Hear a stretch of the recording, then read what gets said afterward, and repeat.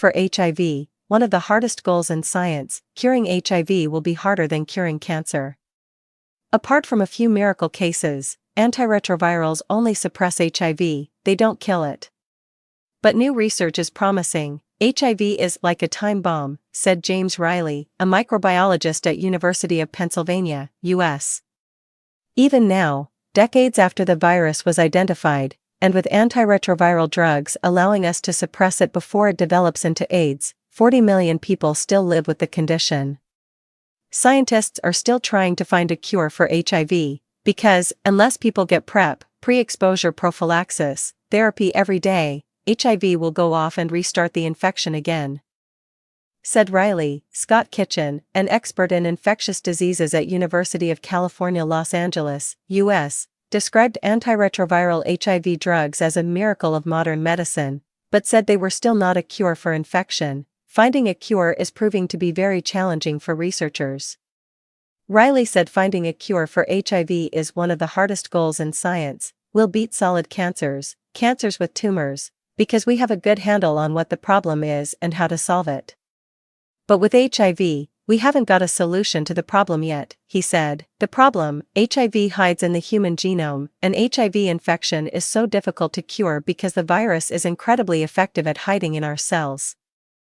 When HIV infects our bodies, it integrates itself into our genetic material and hides in the genomes of our cells in a dormant, inactive state. It is then activated when our cells turn DNA into proteins, a process called transcription and translation, and it's one that we need for life. HIV piggybacks this process. And our cells inadvertently replicate the virus. The problem is that there's nothing to distinguish the cells which harbor HIV from those that don't, so there are no reliable ways to eradicate HIV from the body. If you can't see the target, you can't hit it. Antiretroviral drugs like PrEP do suppress the virus to undetectable levels, but the virus still remains embedded and hidden in the human genome. Haven't people already been cured of HIV? 7 people are confirmed to have been cured of HIV with a stem cell therapy used to replace all the immune cells in their bodies. Everyone who has, to date, been cured of HIV received a bone marrow transplant to treat a cancer, leukemia, or lymphoma, while concurrently infected with HIV.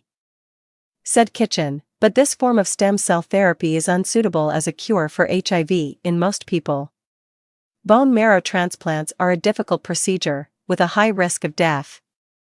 They are only attempted in people undergoing late-stage cancer treatment. Outside of the high costs, these procedures, because they carry considerable risk to the patient, need to be performed in a major hospital or medical center. This limits their use in many settings where HIV is of high prevalence, said Kitchen. Kitchen is currently researching a new type of stem cell therapy as a cure for HIV. It uses modified blood stem cells to kill HIV-infected cells once they mature in the body. In essence, this is a genetic vaccination that could allow the body to naturally form cells that eradicate HIV, he said. While still in the early stages of research, Kitchen said their approach would avoid the need for chemotherapy or finding a stem cell donor. Could T-cell therapies, TCRs, cure HIV? Other researchers are pegging their hopes of a cure on T-cell therapies, TCRs, which do not require a stem cell transplant. T-cells are a type of immune cell.